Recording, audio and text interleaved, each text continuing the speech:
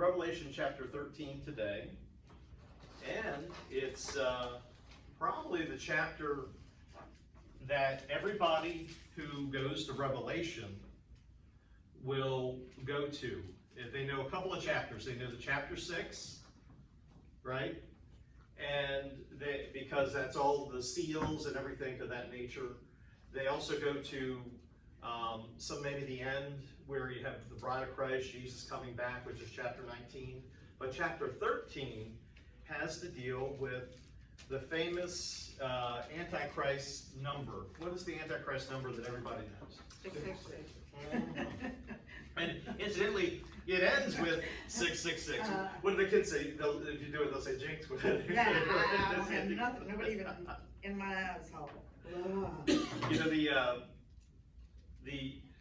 what is it? There was a Carmen one time. It was a video he did. Carmen is a Christian singer from the 80s, and he was visiting a witch. It's a whole thing, but anyway, he defeated the witch basically by the power of the Lord. It was the premise of the thing, and the witch had 666 on the door when he went in, but because he defeated the witch, the numbers turn around to 999, which is no, no, no.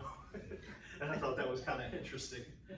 So it's like when the number was on the door, you know, you have it like with screws on and everything. But because he defeated by the power of the Lord, it was not 666, it turned around to 999. Like, no, no, no, Satan, you're not going to come here and do that. So 6 represent man, and then 7 represents God. Yes, 6 represents an incomplete, and 7 is a complete number. So that is kind of what we have going on here. And 666 is especially incomplete. It's kind of promoting the fact that, hey, I'm incomplete. Hey, I'm incomplete. You know, it's like 3 times over. It's like, hey, okay, I get it the first time. Let's go with the rest. So, but we're going to go to an interesting place that is 1 John 2:18. And I gave that to somebody. Me. Oh, hey, good morning. How are you? 1 John 2:18, and you'll know exactly why I brought you here, because this is most interesting in there too. So if you've got it, please read. Yes. 1 John Yes. 2:18. Dear children, this is the last hour, as you have heard that the Antichrist is coming. Even how many Antichrists have come. This is how we know it is the last hour. They went out from us, but they did not really belong to us. I'm into 19, sorry. Oh, that's okay. Well, what is the word that sticks out regarding Revelation that we know in that 18? Who were you just talking about? Whose number are we talking about today? The Antichrist. The Antichrist. So that's 1 John 2:18. I don't know if you realize that Antichrist is not mentioned anywhere in Revelation at all. Okay, so for clarity, this is it's like what? You know, it's like that's his thing. You know, we know that that's what it is, but it's not in Revelation at all. It's only mentioned as a word Antichrist in 1 John. Now, John is writing Revelation. We get that, but hey, good morning, John. John is writing Revelation. Wow, he's writing right here today. Hey, John, Just talking about you. Good morning. I'll be right back. Yeah, sure. And so that is the Antichrist, but he's talking about the spirit of the Antichrist. Okay, now what is the spirit of the Antichrist? Any guesses for that?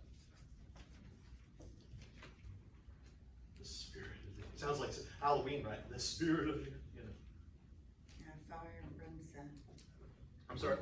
I just said fire and brimstone. Yeah, you would think that, right? Yeah. The spirit of the Antichrist. You're not talking about snake or bees or... Yeah, we're talking about beasts in a second, but yeah, you're on the track there. So basically, this is it. Have you ever thought or heard Bible studies? Is the Antichrist alive today? And I would say yes. But if you asked me 100, 200 years ago, I'd say the same thing. Yes. So what we have is the spirit of the Antichrist. What happens in regarding this spirit is the devil. To your point, I think you're making with that, the dragon, right? Who's going to give power to the beast, as we'll see. But what happens is this spirit is always putting a chess pawn in place. Name your dictator throughout the ages, Attila the Hun, Hitler. It always put in the right place to get world domination, as the Antichrist would do. Okay? So that's the spirit of the Antichrist, which is basically another name for the dragon, Satan, kind of orchestrating these things. What is the factor that Satan does not know, nor do we actually? What is the factor that starts this clock that Satan wishes he knew? And has been putting the spirit of the Antichrist throughout the ages to get an Antichrist ready. I think was it during Moses' time, at the time of when they're trying to kill the baby. Right. But then they also said another time during the time of around Jesus' birth. Right. Well, that's to get the seed. That was what we were talking about last week. The seed. His seed is going to be, and then the devil has a seed, which is the Antichrist too. That's right. But the rapture is the key. Nobody knows when the rapture is going to happen, right? So, nor does the devil. Okay? So this is why John emphasizes the spirit of the Antichrist. Is that what happens is the rapture is unknown to the devil, so thus he's got to get things in place all over the place to go and be ready for an Antichrist leader of world domination. You see? So that is what the spirit of the Antichrist is. Now, we can become a part of the spirit of the Antichrist, even as we can have those intentions, because I want to point out, Antichrist does not mean against Christ, okay? It means in place of Christ. So that is what it's looking at. So if Antichrist is in place of Christ. Now, if you're honest with yourself, have you ever tried to put yourself in the place of Christ? So you have, I mean, in effect, it's our pride doing what we want to do and things of that nature. So the spirit of the Antichrist, when it goes into the Antichrist, as we'll talk in a minute, is that spirit that we get sometimes, even as Christians, but on steroids, you would say, you know what I mean? So it's hyper steroids. But we try all the time to that's why John is talking to Christians when we're talking to 1 John. So we try to put things in Christ's place all the time. So we have the conviction of the Holy Spirit, the right spirit in us, to say, hey, we're not to do that. You know, we're not to do that. But the Antichrist obviously won't have that little litmus test within himself. So he's like, oh, okay. You know, and then he'll just escalate and all that. But the point of all that is the spirit of the Antichrist has always been since the time of the apostles, when we were talking about end times. The apostles themselves, for clarity too, thought that Jesus would come back within their lifetime, as we do. We believe Jesus will come back in our lifetime, but we don't know when. But if he doesn't, that's okay. Well, to live is Christ, to die is gain. We still get heaven, right? If we die first, right? So, and then we still won't miss it because our bodies will join, right? So anyway, all that, but the spirit of the Antichrist is what is going to charge the man who is going to be the Antichrist in the future here that we're talking about. Okay. So, that said, I want, now this might be, well, I'm not going to say anything. Who's got Revelation 12:18 through 3:2? I got that. You got that? Okay, good. Because you know where I was going with that. 12:18. 12:18.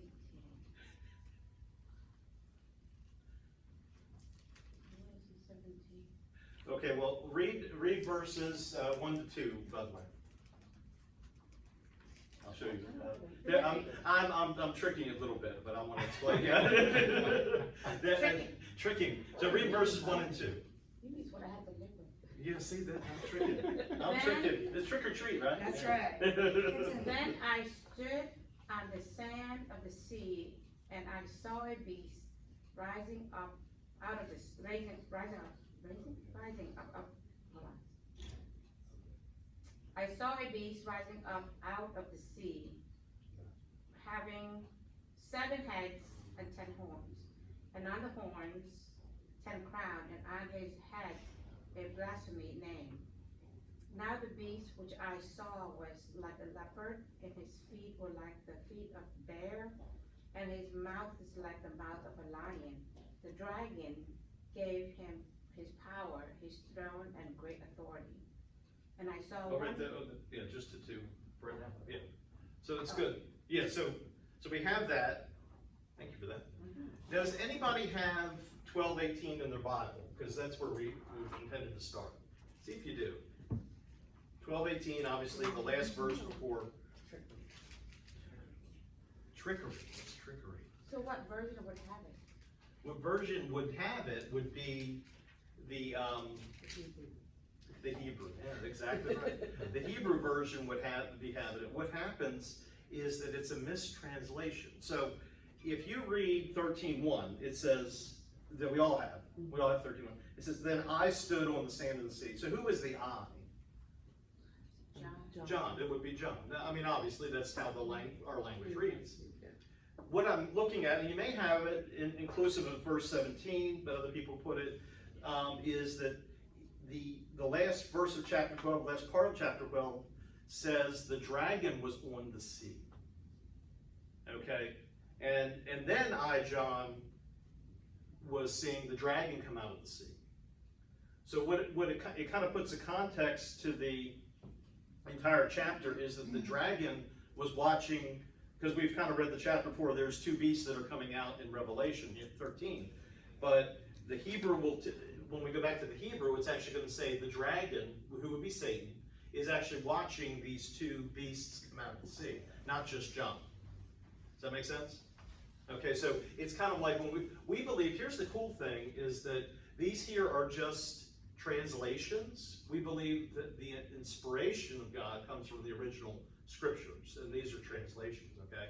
So Satan and John in the translation, the original translation. Correct. It's John and Satan. Well, no, they're not together, but Satan is watching, John is looking at Satan on the beach watching what he's about to see. Gotcha. Then he tells you what he sees, because he assumes that you read the previous chapter or the section that he was saying. So the point of all that is that there's the satanic trinity. You have the beast, which is the Antichrist we call him, the false prophet, and then you have the dragon. Okay? So if you only look in 13 and read it, you only see two beasts. And you're like, okay, when there's supposed to be three? And the implication is that this dragon, who they do describe in verse 1 with the 10 horns and all that, there's the dragon gave him his power and things like that. The dragon is still watching all this unfold. So it's almost like if the dragon being Satan is like not equivalent is a bad word, but like God the Father. So God is watching all of this unfold, like Satan is watching all this unfold. So it's very interesting. It puts a whole new spin on the entire chapter when we think about it that way. It's not just John's vision. We have Satan watching almost in a finality. Ooh, finally, get this guy out there, So, but they're going to just call the beast all three of them each. They don't. They're empowered. Who is Jesus? He's empowered by the Father and the Holy Spirit as well. He's got the Spirit and all that. So that's the same thing with Satanic Trinity. Is that all of them are powering each other. So the beast is really the Trinity. The beast would be the Antichrist. Okay. So let's put that, let's go on the board. Beast equals the Antichrist. Because if we should go further, they said the second beast. Right, so exactly. Is that like? And we'll put that down. There's a second beast. Now this is going to confuse you no end. Which is also the Antichrist. Okay. Because what you find out, the bottom line for this year too, is there are two Antichrists. Well, it would make more sense if it's three Antichrists, if you got the... Right. Is it being the Trinity? It is, but they're empowering. See, the Father is kind of like the foundation of it all. You've seen Jesus, you've seen the Father, get that. But the outgoings of the Father, for the dragon, are the two beasts. You get it? So he's sending those two beasts out. Is the point. You get it? What he's doing in my mind is he's trying to draw the analogy that the dragon is the God equivalent. Yes. Okay, Mhm. Okay. got it. And Exactly. in the Holy Trinity, the dragon is the anti-God. Mhm. And then, like God And created Jesus Jesus, And then our the Holy dragon Spirit. created a Okay. beast, which is Right. the Antichrist. Got it, Right. And then the third one is the false prophet would be the equivalent of the Holy Spirit. got it. So we have a satanic trinity. So you were exactly right. So that's what we have. Good job, sweetheart. Yeah, that's it. That's it. You Yeah. can explain this to me when I get online. Yeah. I think, you know. In between commercials and Yeah, stuff. see there. I think she's looking for a date now. So.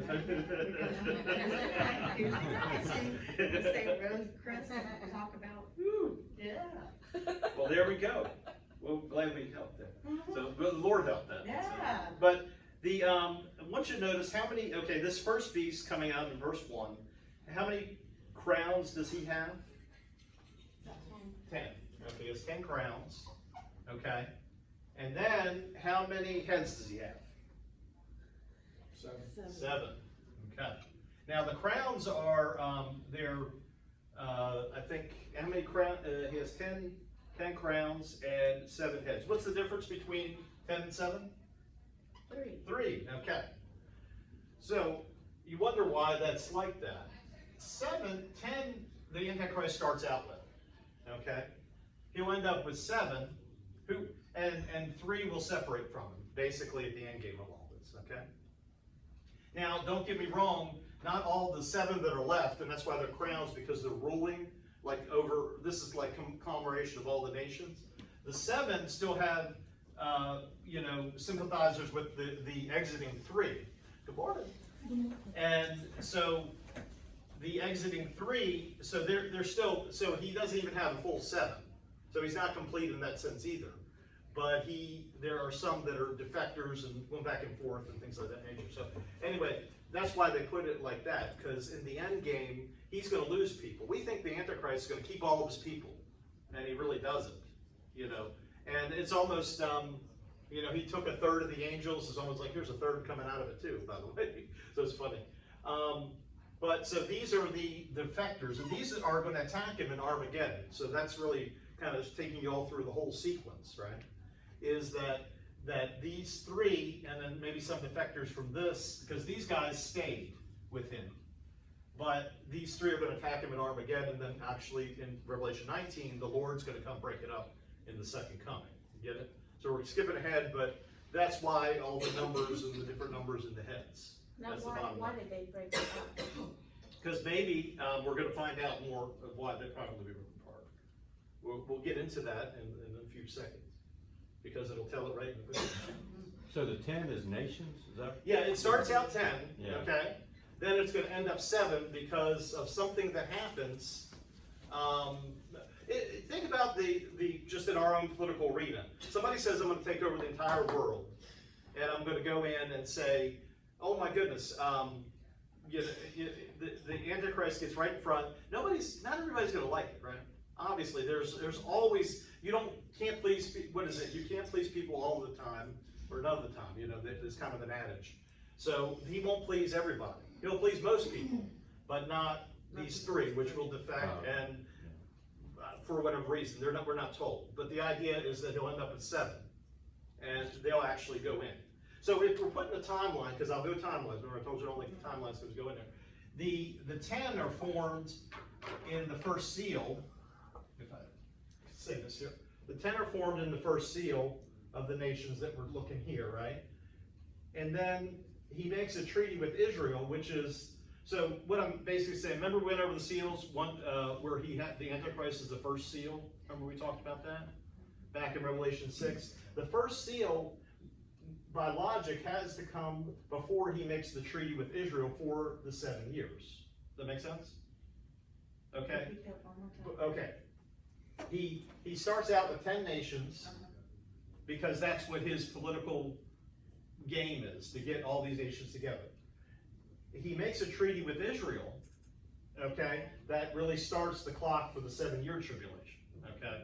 Now, obviously, we know that a lot of times it's split in the middle to 3.5 and 3.5, okay? So we have a split like that. So basically, here's the deal. is that the first seal is likely before he makes the pact, okay? Then when you get into all the problems of the second seal where there's famine and all this kind of stuff, it probably happens in the first 3.5 years. Get it? So in the beginning, they agree because the vision is the same. Yes. And so once they into the process, the other three nations realize that they don't want to be a part of that. Right. So they break off that. That's why the three. And so the seven nations still together. They still Right. have the same vision. Exactly. What they're going to do. Yes, exactly. And then when they break apart is probably sometime before the middle part. And here's to break it down to even further, the Antichrist, we don't know, he's unknown here. Even though there's a guy making all these treaties, okay, throughout all this here, he's kind of unknown. We won't know who the Antichrist is, or we'll kind of be looking from heaven, because I didn't point, the rapture is up here, you know. We're already gone. So we're gone. So these are, okay, so just to make that clear, we'll put the R there, so, R, we're the big R. We get the first seal, and then you have, and this is seal 2 through 6, and then we get the trumpets, which will overlap 1 through 7, as we're talking about. But the Antichrist is unknown, is my point here, until he reveals himself when he builds the temple, okay, in the middle of the 3.5 years. Then he's especially known, okay, because he reveals himself. So there'll be a guy who's making peace, and nobody's kind of going to be sure, even though as much as all things are falling in line. But if you think about it, we can go look at history. Hitler wanted 10 nations. A lot of other people wanted to conglomerate the same thing. So a lot of stuff kind of comes together with your name your dictator type of thing, because the spirit of the Antichrist is drawing them to it. But the key is the rapture. Then the devil just do the same thing he's trying to do for years and start the 10-nation thing. So he doesn't have a new plan. Isn't it funny? God says he makes all things new. The devil has no new plan. We have to follow God's instructions. He does. Because that's the only way that they know, so he has to deviate whatever God's word is. You know, you bring up a great point. We talked a couple weeks ago with the witnesses, right? Where the angels can only give messages. You see to your point, you see there's an angelic still in God's authority thing, because he can't, maybe the reason he can't deviate from his plan that he's been trying to put in just as another rapture is because he can't, by angelic nature, because he is an angel, right? That he can't deviate from what God said to that point. You know, so God can make all things new because God's creative. He puts that spirit in us, right, through the Holy Spirit. There's so much more we get from God's spirit than any spirit that Satan could ever do. But because he is still an angelic being under the authority, and he's only supposed to give messages, he can't deviate from it. So that's a good point. So he's trying the same thing over and over again. So anyway, he's you know what they say, if you keep trying the same thing over and over again and it's not working, that's insanity, right? But he's still going to try it. It's going to work one point that he does, right? So anyway, so this is the Antichrist, and right here is the Great Tribulation, the last that Jesus speaks about. This is called the Great Tribulation, the last part of it. But right here, we're going to be talking about this here today. Charles, so yes. I'm okay. look at what you're talking about there. Okay. In the first ring, the Antichrist behind the scenes.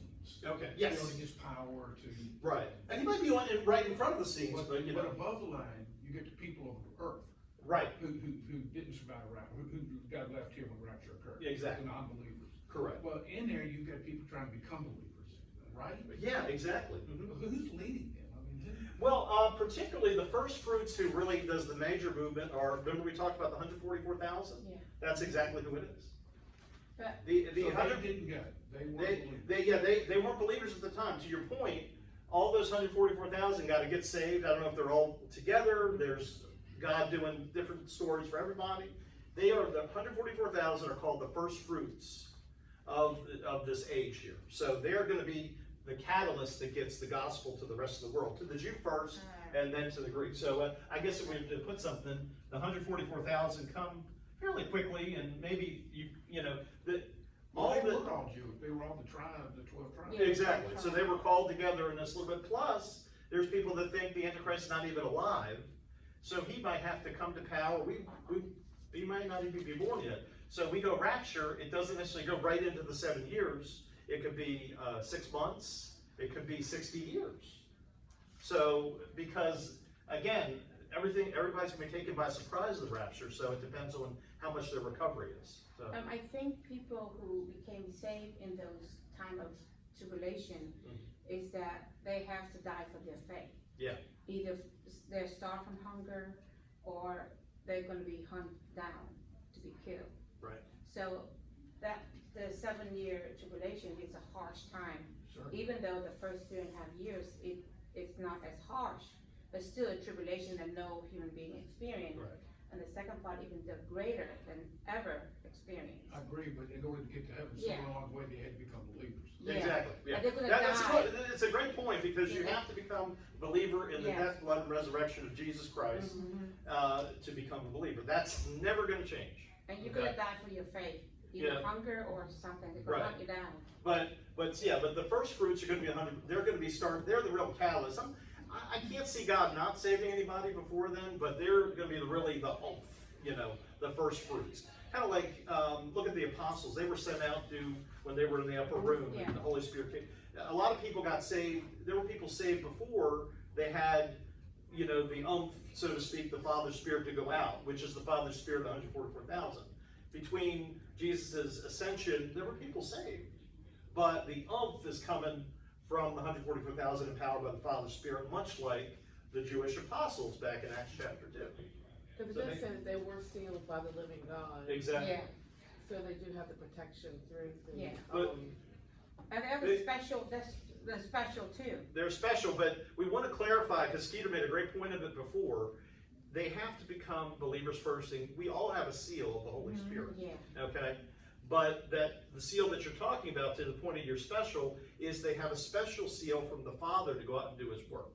So they now, we all have the Holy Spirit, but the Father's Spirit, which is interesting in itself, empowers you to do God's work, like the 144,000. That's what the special, right? So that's the key there. So, I mean, God's always going to save somebody. And between the time this 144,000 are sealed, I'm sure there's people calling on the name of the Lord, especially after the rapture. And so He's going to take those guys. But these guys are going to be the oomph to go push it out to the world. Well, if he didn't, that's it. That's the end. Yeah, exactly. I mean, that's it. Antichrist takes over. Yeah, handy run. But He's got to graduate to power to the point. He may be pretty up in front, but He's got to graduate to it. So that's the point. Okay. So let's move on. Any other questions? Yes, on Yeah. a side note, A lot of stuff. I had a side note. On a side note is, you were saying that, was it the end of, in Revelation, the end of, is it 4, 5, or 6, is that they talk about the tribulation, but as a believer we are raptured up. Yeah, we're raptured So up after in what- Revelation 4 about. Yeah. And so after Yeah. Revelation 4, all this described is for the people who are left behind. Right. Ooh, okay. If you think about it too, But they're all non-believers. Yeah, they're all And non-believers. somebody's got to lead them Yeah. and let them understand what they're up against. Yeah. And God even helps the burden. If you think about it, sometimes children, all the children are gone too, so nobody has an excuse. I got to go take care of my kids or save my kids, because all the children are gone. So it's interesting. Just adults now, what kind of excuse are they going to have? Because usually the thing that would kind of stop decisions, or you're worried about your babies are gone.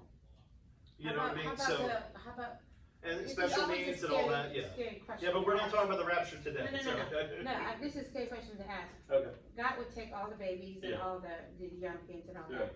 But how about the people who are carrying the baby? Yeah. God take the baby from the mother? If you believe in life begins at conception, the babies will be gone. One lady won't be pregnant, one lady will have a big stomach, and that stomach will be gone. That's what I believe. That's incredible. Isn't it? Mm-hmm. But look at we talked to a lady, Fran Drinkwater, Fran said, should I stop my cremation? I said, no, God who can number every part of your head can put your body back together to take you to heaven out of the grave. So don't stop your plans or anything. She was stopping she was considering, like, can I stop my cremation? No, God's going to put it all back together. I don't Even want to die in pain. but it's interesting. We think that the ashes of everything, it's hard to put back. There's actual humans that put together ashes of dollar bills. I've seen it on YouTube. So if the humans can definitely do it, God can certainly do it. So don't worry about keep your cremation, because I know it's less expensive, and A little better. So, so it's a promotion of cremation, I right? don't have no Anyway. one to come see me. My grandkids are supposed to do that. As a side note, we used to do it when I worked at the Fed, and any of y'all who ever visit this Federal Reserve, Right. they'll give you a bag of $100, shredded money. That's right. And I used to jack about people, like, you try to go and put that together? Yeah, but it's $100 of shredded bills. Oh, It's a gift there, you get everybody a gift. that is, yeah, I forgot about that. They still do that or no? They still do it. If you Yeah. visit, well, I don't know if after COVID or 9/11, they'll let you visit the building anymore.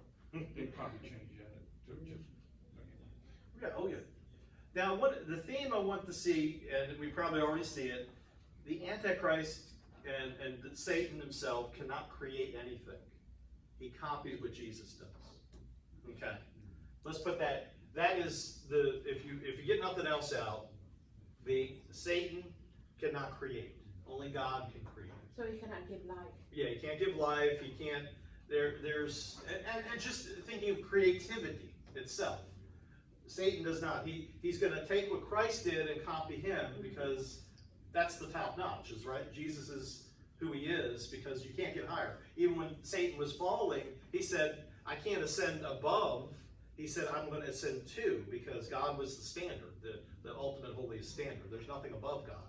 So Satan said, "I'm going to rise myself to the throne of heaven." You get it? So that's the standard he's trying to copy and can't, but he's going to try his darndest. So, all right, let's move on. Let me make sure I get Charles, that. when you say Yeah. Satan there now, are you using the dragon equivalent or the beast equivalent? Satan, because that's an overall thing. He's Okay, always so trying to he's- copy. okay. Yeah, Satan and the dragon are the you can put. Let's do it in the put it in the center. The dragon is putting it all together. Okay, the beast and all that. So the dragon, Satan. He's called the dragon of Revelation, but Satan throughout, which means adversary. Okay, but Satan, the dragon, is particularly the power behind the throne of the Antichrist. So somebody who has Revelation 6 through 10, 13. Okay, good. Then he opened his mouth in blasphemy against God, to blaspheme his name, his tabernacle, and those who dwell in heaven. It was granted to him to make war with the saints and to overcome them. An authority was given to him over every tribe, tongue, and nation. All who dwell on the earth will worship him, whose names have been written in the book of life of the Lamb slain from the foundation of the world. If anyone has an ear, let him hear. He who leads into captivity shall go into captivity. He who kills with the sword must be killed with the sword. Here is the patience and faith of the saints. All right. Okay. So that is what he's doing. Exactly. His modus operandi, right? That's how he's going to operate. Now, how he's empowered, that's what I put to get a little further in the passage, just kind of a little thing I want to do. But who had 3 through 5? Me. Okay, that was you. And I saw one of the heads as it had been mortally wounded, and his deadly wound was healed. And all the world marveled and followed the beast. So they worshipped the dragon who gave authority to the beast, and they worshipped the beast, saying, "Who is like the beast? Who is able to make war with him?" And he was given a mouth speaking great things and blasphemies, and he was given authority to continue for 42 months. Okay. So what we find out is when, through that, his revealing is right here in the middle. Okay? Right here in the middle is his revealing, and that's the 42 months going forward when they say he's given authority for 42 months. Here he has authority in the first 3.5, but it's unknown. You don't know. The only indication that he, with the how we look for signs, it's the end times and all like that. The only indication that we'll have that it's different is the rapture. All the other things, if the rapture had happened, what we're looking at, we can say, oh yeah, we can look for the Antichrist, start guessing who. But if the rapture didn't happen, we can't. And we wouldn't be here anyway to start guessing and praising the Lord in heaven. So the idea is that it'll be a good clue with authority that he's gaining power, but until that middle section, he will not go in and be able to really know. We won't be able to know who is the Antichrist. And maybe we won't care because we're in heaven either way. So. Well, what I love about that passage that Chrissy's reading is, in verse 5, it said, Yeah, he was granted authority. yeah. And then on verse 7, verse 5 said he was given authority. Verse 7 said granted to him. So all these, like we were saying, God's still in control of it. Yeah. God give him that power, Right. and allow him to have that power to do his deed. So that is kind of comforting to know that, despite of all this evil, wicked plan, God's still in charge of it. It'd be weird if his name, this is kind of off the wall, if his name was Grant. That'd be funny. I just thought of that. That'd be kind of like the Antichrist. Hey, what's your name? Is Grant. well, there we go. Maybe that's a good sign. I don't know. I kind of look at it as God is watching over all of this, saying, let's see how my people do now. Yeah, yeah. Taking my believers. Let's see how the rest of y'all come to me. Yeah, exactly. Let me see how y'all work this Right. out, because, God didn't mean in the past. Yeah. Well, here's the thing too, is that this is called the age of grace. Right now, it's so easy to become a Christian in that way. There's some opposition, but for the most part, you can still live. But here, you won't be able to live. Literally, in some cases, as we get going on there. So.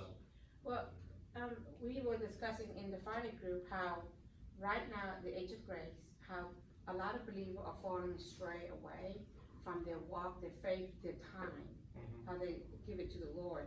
And then a lot of non-believer, right now they're coming to Christ.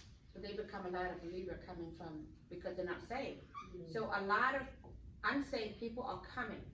A lot of believer are falling asleep somewhere in their walks. Right. So we wouldn't have time either way to do it today, but look at this to the point Ronnie's making. 1 Thessalonians 2, 1 through 12, and Psalm 55 is talking about somewhat of the 144,000 and their blessing, but also this whole sequence too. So when you go home, read that section. That'll give you some color as well to what we're talking about. And talking about a falling way that Ronnie's speaking of. Okay, let's go talk with him about a little bit here. He has, let's find out who he is. Another name for the Antichrist. There are actually 33 labels for the Antichrist, okay, in the Old Testament. Okay, and then I believe, and 13 labels in the New. Yep, 13 labels. So that OT and NT, right? And there's 13 labels for them. So, but let's look at one you may not know. Who's got Micah 5, 5 through 6? Bless you.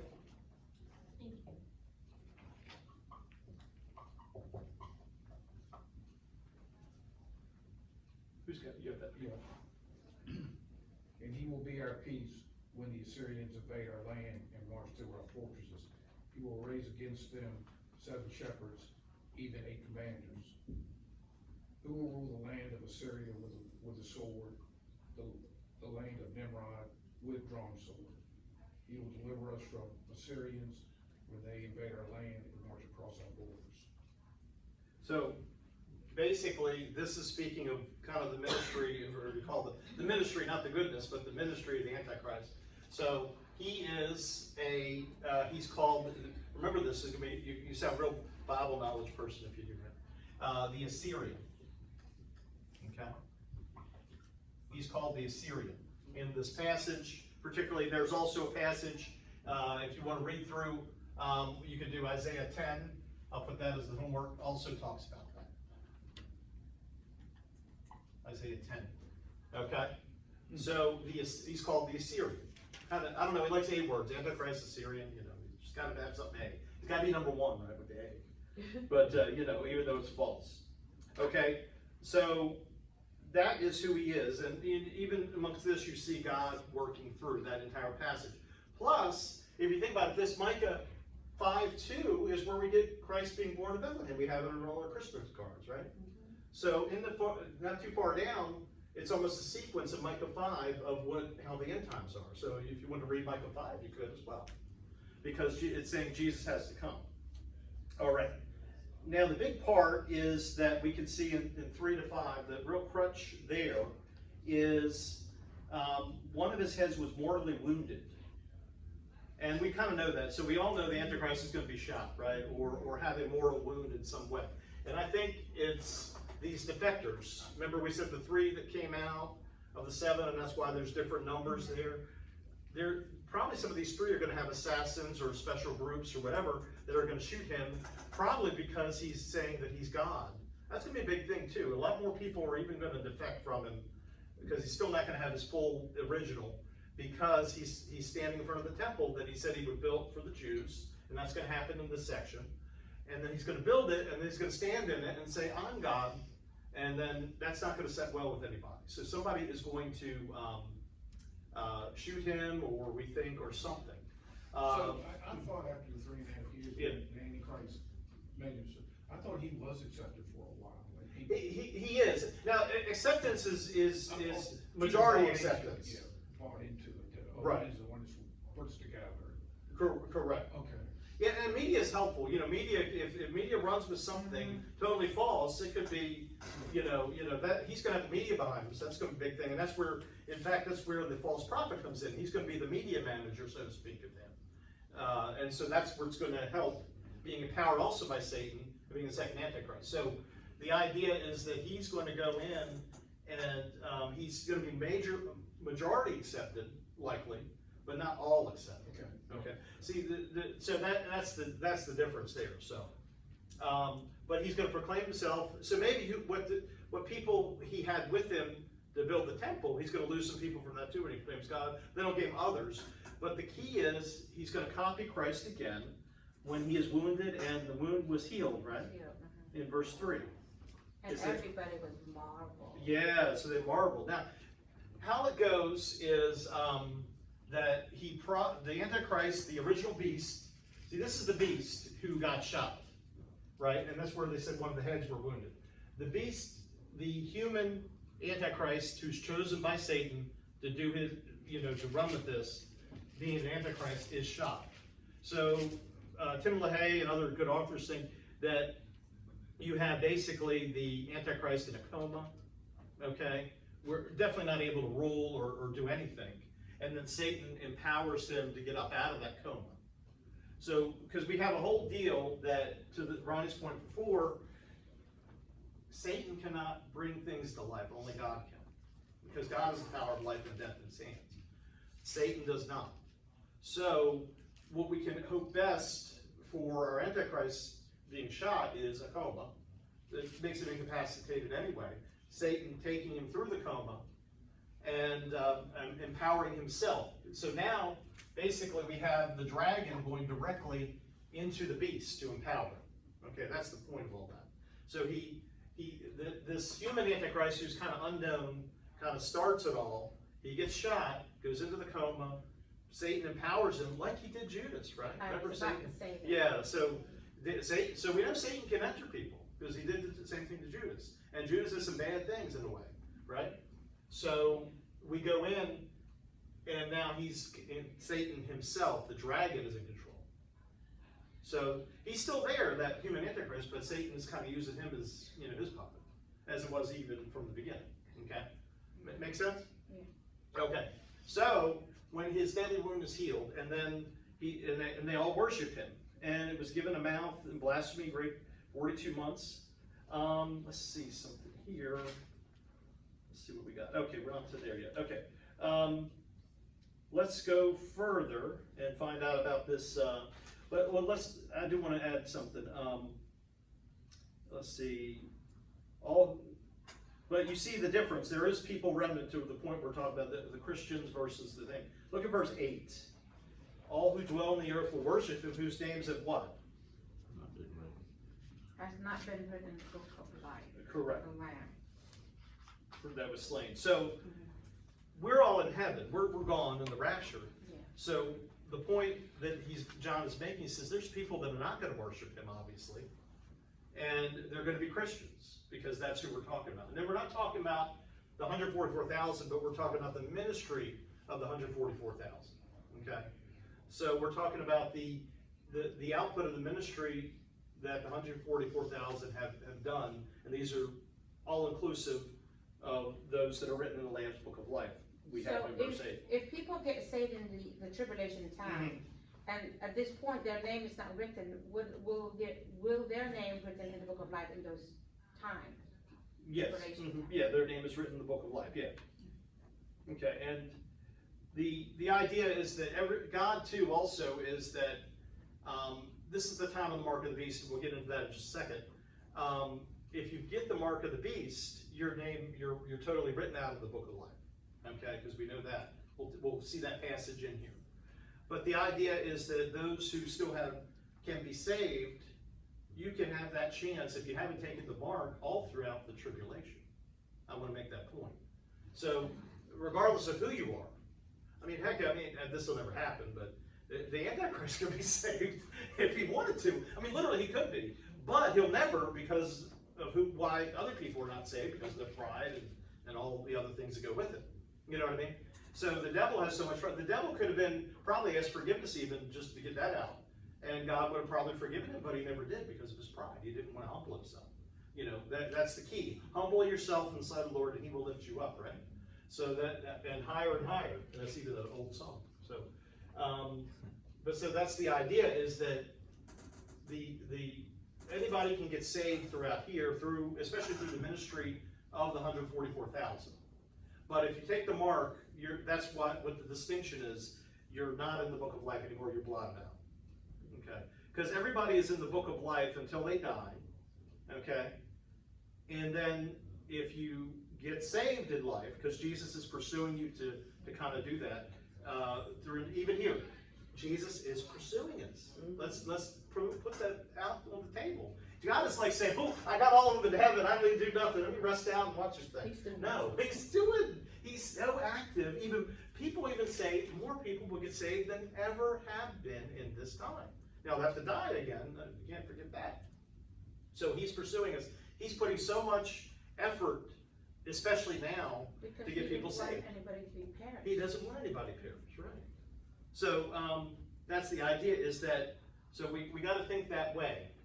But if you take the mark, you're not in the book of life. So that's kind of the distinction they're making here in verse 2. Do you have a choice by taking the mark? You have the choice, but you have to die. You can't buy or sell, and we'll get into that exactly with that. Yeah. I thought you talked about the mark in 16, I think. Yeah, in 16 it starts talking about, yeah. But you know, even now, they're being tested. They're being put into your arms, your pets, your parents who have Alzheimer, things like that. So that doesn't count that. Right. Well, that's, that's a good point, yeah. Because you don't know who can take the mark. But they're doing the testing now, even on some group doing we'll get into that, yeah. That's a whole rabbit trail we can go down. Have you been reading Charles's notes? No, I don't. No, but it's not in my notes, because I know it's Can't read his different. writing. Yeah, we wrote my notes. I thought those marks would take you 21 years old or older, so you get a drink. Yeah, exactly. Yeah, you got to do. That's your stamp to get back into Chuck E. Cheese. So anyway, if that's the mark of the beast, go back into Chuck E. Cheese, because that was hell for me with the. What did the kids say? So yeah, I'm gonna get back into that Chuck E. Cheese. Oh, I got that on tape. Anyway, all right. Anyway, I need to bring you proof of the rapture through this passage as well. Okay, verse 6. He opens his mouth. We know he's blaspheming against God and things of that nature, right? Okay. I want you to look with who he's blaspheming: God, his name, what else? His tabernacle, and those who dwell in heaven. Okay?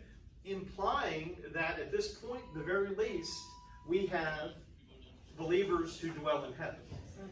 So those who dwell in heaven are believers. And so he's blaspheming. He's basically saying, I don't know what he's going to say. He in a sense, maybe blaming the believers for leaving us. Who knows? Saying they're cowards. I could see that coming out of his mouth, just in lies, right? They're cowards. They left us. Here we were going through all this, because all this stuff, the wrath and everything is going on in the background. And he said, "Look at these cowards. They went to heaven. They left. They escaped before. They escaped the ship like rats or something." I'm just figuring out what he's saying. He doesn't get it, and he shouldn't. What happened. So that's the proof that the rapture has already come, because there's somebody that he can blaspheme that's dwelling in heaven. So because it would say angels otherwise, it would say angels or something. Those that dwell in heaven are us. So that's the key. So that's kind of proof of the rapture, at least at this point, directly, that we are not there. Okay? All right, moving on. He has a mortal wound, and let's see. Let's go. Oh, the second. Well, he kills with the sword. Hang on. He's overcoming the saints, and the authority was given to every tribe. So number 7, I want to point that out too. He's overcoming the saints. How does he overcome the saints? Is he granted the authority to do that, right? So that, meaning that the saints are not winning the wars here. He's actually defeating them and he's killing them. That's the interpretation.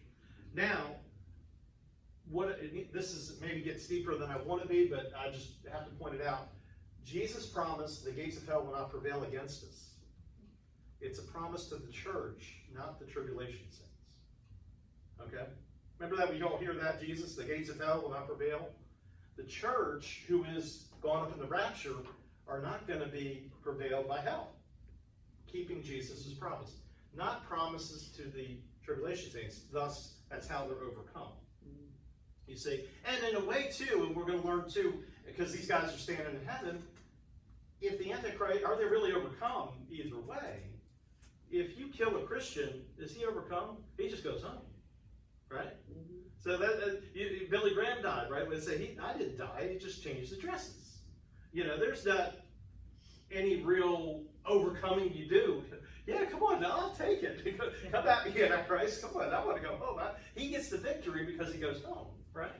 So he really doesn't overcome. But I think that if somebody gets hard, and I've had people harp on it, why the gates of hell should not prevail against, you know, Jesus says, yeah, but the idea is that the church has that promise, not the tribulation saints. The devil is overcoming them in a physical sense, not a spiritual sense, because they'll never overcome in a spiritual sense. So that's what we want to point out. Okay.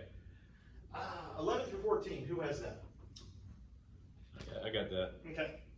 Then I saw another beast coming up out of the earth, and he had 2 horns like a lamb and spoke like a dragon. And he exercises all authority of the first beast in his presence, and causes the earth and those who dwell in it to worship the first beast, whose deadly wound was healed. He performs great signs, so that he even makes fire come down from heaven on earth in the sight of men. And he deceives those who dwell on the earth by those signs which he was granted to do in the sight of the beast, telling those who dwell on the earth to make an image to the beast who was wounded by the sword and lived. Okay, thank you. All right, I want to point out 2 things in here. Okay, the sea for the first beast equals out of the people. Sea equals people. Earth equals Jews. All right, it's kind of weird. So the sea is the sea, meaning the sea of all types of people. So the Antichrist, much like Jesus, he made himself no appearance. He's copying that. So he's going to come out the sea of people, so to speak, this first beast that gets mortally wounded. He's going to seem like he's nothing. And that's why he's even unknown, because look at even Jesus when they captured him in the garden, they didn't know who he was, because he made himself no appearance, Isaiah 53 says. So the devil's copying that, so that's the first beast. Now the earth means the Jews, because they believe that this second beast, remember now, you're going to go out of here thinking, and it's true, there are 2 antichrists, right? Powered by Satan. And the Trinity, right? So there's 2 antichrists. This one will come out, the false prophet, from the Jewish people. And this is why we know that. Who's got Matthew 23:5? Okay. Everything they do is done for people to see. They make their violet terries wide and the tassels on their garments long. Then have a further one there. They love the peace of honor at banquets and the most important seats in the synagogue. Oh, okay. That was the wrong one. Basically, maybe that was John. Who has John 5:43? That's me. Okay, could you read that? Mm-hmm. Yeah, that's what I'm thinking of. I have come in my Father's name, and you do not accept me. But if someone else comes in his own name, you will accept him. Okay. Mm. So that's kind of he's speaking to the Jewish people here. You don't accept me at all. You rejected me. And somebody else, like a Jewish person coming out the second feast, you're going to accept him. Okay. And then to the point of Matthew 23, they're all looking for show, is the point. They're all showing, and we see this false prophet here. He makes signs and he makes wonders. Jesus did signs and wonders, didn't he? Mm-hmm. Okay. But the different, here's something you really want to key in on. If there's another point of lesson today, signs and wonders and experiences, you're only wanting more. Only leave you wanting more. Jesus only did signs and wonders when it would lead to somebody's heart change for the gospel. Right? Mm-hmm. So that's what you want to be key. Jesus based his ministry not on signs and wonders, but on what? See if you can guess it. You get the Cupid doll. What did Jesus base himself on? You know, prophecy. Fulfillment of prophecy. Jesus has always spoken about me. He put himself in the place that this I was spoken about. So I'm not new. I'm coming. Jesus is the spirit of prophecy. To his point in there, Jesus based his entire ministry on that he was supposed to come. That's where he based on. For those who needed the oomph, right? He did signs and wonders. You get that because that does get attention. But this prophet, false prophet, is going to go in and get attention through experiences. A lot of churches, they come get people through experiences. But then, guess what? Eventually, you run out of experiences to share. And then if you don't kind of top it off the next Sunday and the next Sunday, then you don't get your flock who you put that in. So that's why we got to base ourselves on prophecy. And in effect, what we interpret today is God's word. We've got to go and base our teaching. Our teaching sometimes, if you're true to yourself, sometimes the teaching, you come to church, you just don't feel it. You're like, oh man, this, but the idea is that and then maybe later you get it, or you reread it or something, but the idea, God's word all the time is not exciting, it's just what we need to hear at the time. You see? So that's Jesus' point. He didn't base it off of experiences or signs or wonders, though he did some of that, but it was based off prophecy, based off the word, the Old Testament, right? So that's what we want to point out. That's the difference in there. So let's go into 15 through 18. Who has that? I got that. Okay. He was granted power to give breath to the image of the beast, that the image of the beast should both speak and cause as many as would not worship the image of the beast to be killed. He causes all, both small and great, rich and poor, free and slave, to receive a mark on their right hand or on their foreheads, and that no one may buy or sell except one who has the mark or the name of the beast, or the number of his name. Here is wisdom. Let him who has understanding calculate the number of the beast, for it is the number of a man. His number is 666. All right. Thank you. You're welcome. Now, here's what we want to recognize. Let's go and meet the appearance. Who'd like to know what the Antichrist looks like? Anybody? Yeah, we can kind of figure out what he looks like. So let's go to Zechariah 11:17. And who has that one? That would be me. Okay.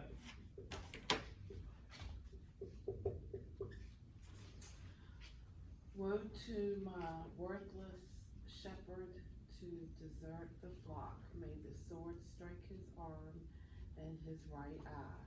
Let his arm be wallow, withered, his right eye utterly blinded. Here we go. That is the appearance of the Antichrist. So Jesus, he's trying to, opposite of Jesus, right? Jesus is the good shepherd, right? Doesn't leave the sheep. This is the woeful shepherd who actually left the sheep.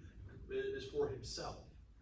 So the Antichrist, in reading this passage, his eye is darkened, right? And his arm is withered. Likely because he was shot or whatever happened to this guy from his coma that he's now empowered. So even Satan can't even bring back from a coma really good. And he just is all messed up. He can't even bring back somebody from a coma. It's kind of like an insult to him. Satan, you can't even bring back somebody from a coma. You know, go in there. And he goes in and his arm is withered and his right eye. But he's probably doing it regardless, because that's exactly right where the mark of the beast is. The right arm withered, right eye darkened. So you can't put something on your eye, a tattoo there, it'd be hard to do. Easier on forehead, right hand. So the point of all that is 666 is an identifier with the beast and his wound. Okay, so that's why you go in there. You're identifying, and that's why you have to almost be a little bit more than just a tattoo to buy or sell. You're actually going in and taking his brand. The equivalent of the 666 would be like a swastika for Hitler, and it probably is more so adapted to that, because again, Hitler could have been the Antichrist, because people agree he was probably demon empowered, you know. So, but what did Hitler do? He got pretty far, because World War II and all, he had people wear a swastika. Yeah, because he was a Satan worshiper. He was, exactly. Yeah. He was the great king. I think Satan thought he had his thing, especially around the time that was the Jewish state came into being around that time too, right? So, Wasn't his parents Jewish, or one of them? I think maybe one. Yeah, one was Jewish. He tried to hide. Right. Yeah, he did. And now actually 48 was when, so that's before, World War II was before that. The point of all that, you couldn't have, until you have a state of Israel, you really couldn't have anything kind of come into play. So Israel wasn't, but he was the greatest candidate up till then. But the point is that the swastika was a brand that you wore in your allegiance to Hitler, and even though it's an allegiance to a person, we're also looking at allegiance to the state. So it's kind of both, you know. The Antichrist is the state, and the Antichrist is a person, right? So because of that leadership all around. So we got to be clear on that. You're not only devoted to him as a person for what he went through, but also to the ideals of the state he's going to put people in, you see. So that's kind of what that, so it's deeper than a mark in that sense.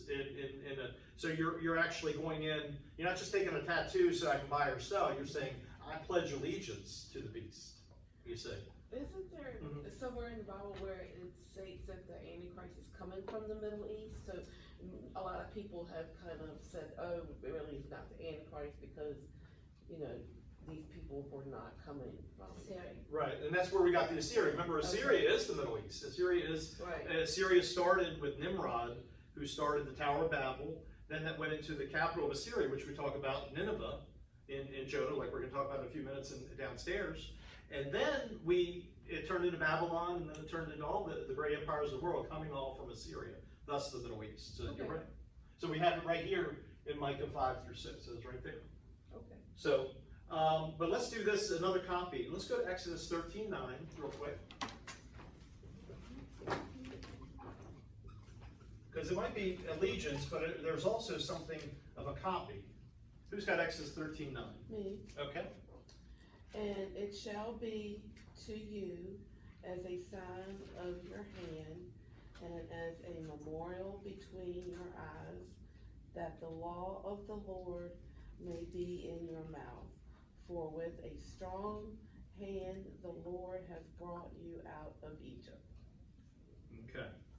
So what that translated into, and this is pre-law, that's what I brought before the law was given in Exodus 20.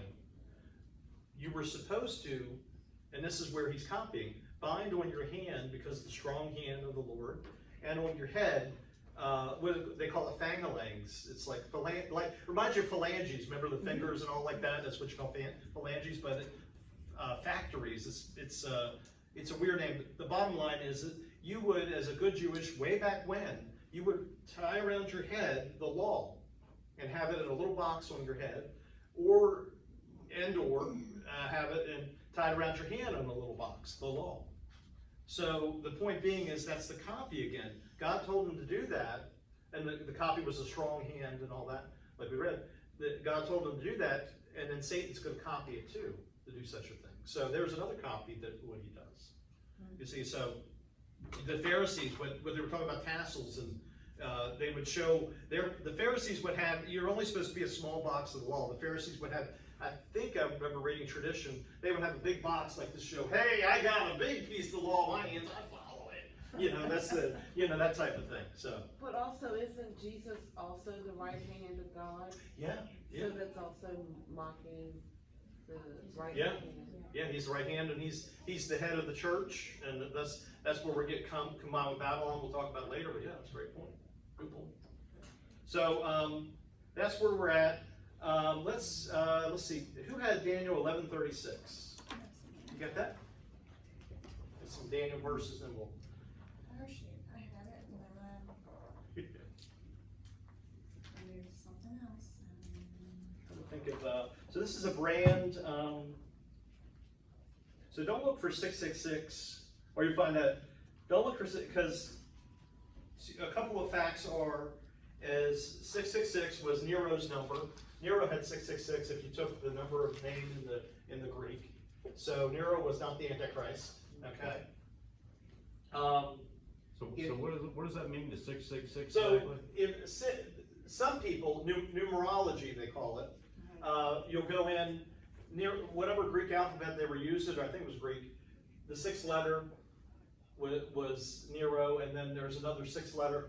It takes it like this is the sixth letter, the 60th letter, and the 666th letter was the Nero. So basically they were using numerology to look for people's names to make it into the number, because people would use numbers for their name instead of yeah. So that's what they would do. So the Nero kind of comes out that way, but and this is a Federal Reserve joke. He says if you torture data enough, it confesses to anything. So that's the idea, is that doesn't necessarily mean Nero was the Antichrist. You'll have plenty of people that you can find out, oh, let me do some math and all this, and come out to 666, and like Nero did, but doesn't necessarily mean. So you're grasping at straws if you're looking for 666, because some Greek manuscripts say 616, others say 665. So who's right? You know, you can't go by the numbers. You've got to go by the emblem of exactly what we're talking about, the brand, because it's his mark, not anybody's name or any specific. Okay, because the devil is not that smart. He's got so many different antichrists he had come up to the point that he needs to have somebody adhering to the brand versus making a name for themselves in that sense. Also in Arabic, if a guy named Walid Shubet, he's an Arabic preacher, believer, and he looked at this section that said 666, it was in Arabic. So they think there's a relation also to the Muslim side of things, and being kind of a, not Muslim, but ruling with some sort of hybrid Christian-Muslim deal that kind of combines all religions together, like the coexist bumper. That's going to happen with the Antichrist. He's going to try to get everybody together. Maybe he's going to be a Unitarian, I don't know. But the idea is that he's going to try to do that and get all the religions together. So that's what we have. Okay, you got Daniel 11:36, go. Then the king will do whatever he wants. He will exalt and magnify himself above every god, and he will say outrageous things against the God of gods. He will be successful until the time of wrath is completed, because what has been decreed will be accomplished. There we go. So we can see that is exactly what God has accomplished. This is all planned by God, but he's going to do all those things. And I say, we'll do homework, 2 Thessalonians 2:12. Could you read your 2 Daniel verse 7, 20 through 26 to complete the picture? Daniel 7, 20 through 26.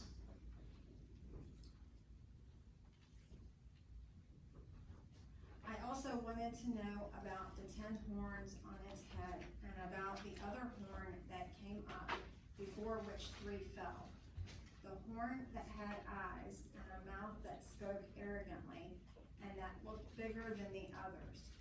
As I was watching this horn wage war against the holy ones, and was prevailing over them, until the Ancient of Days arrived, and a judgment was given in favor of the holy ones of the Most High. For the time had come, and the holy ones took possession of the kingdom. This is what he said. The fourth beast will be a fourth kingdom on the earth, different from all the other kingdoms. It will devour the whole earth, trample it down, and crush it. The 10 horns and 10 kings who will rise from this kingdom. Another king, different from the previous ones, will rise after them and subdue 3 kings. He will speak words against the Most High and oppress the holy ones of the Most High.